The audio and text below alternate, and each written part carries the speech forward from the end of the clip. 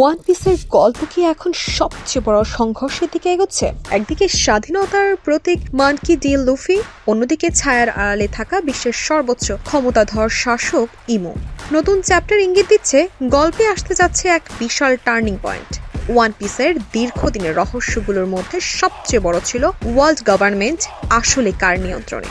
ইমু নামের এই রহস্যময় চরিত্র এতদিন ছিল সম্পূর্ণ আড়ালে, কিন্তু সাম্প্রতিক চ্যাপ্টারগুলোতে তার উপস্থিতি হয়ে উঠেছে আরো স্পষ্ট, আরো প্রভাবশালী। এটা শুধু একজন শাসকের গল্প না, এটা এমন এক শক্তির ইঙ্গিত যা পুরো পৃথিবীর ভারসাম্য নিয়ন্ত্রণ করে।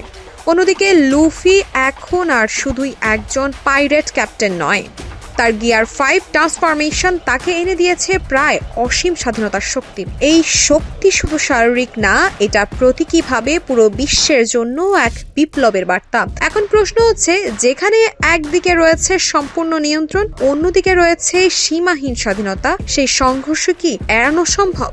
নতুন চ্যাপ্টারের সবচেয়ে বড় টার্নিং পয়েন্ট হলো বিশ্ব সরকারের ভেতরে অস্থিরতা এবং ইমুর সরাসরি পদক্ষেপ নেওয়ার সম্ভাবনা। এটা স্পষ্ট ইঙ্গিত দেয় যে গল্প এখন তার ফাইনাল স্টেজের দিকে এগোচ্ছে।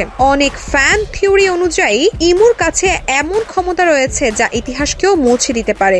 যদি সেটা সত্যি হয়, তাহলে লুফি হতে পারে সেই একমাত্র ব্যক্তি যে এই শাসনের বিরুদ্ধে দাঁড়াতে পারবে। তাহলে কি আমরা দেখতে যাচ্ছি ওয়ান পিসের সবচেয়ে বড় ও সবচেয়ে গুরুত্বপূর্ণ যুদ্ধ?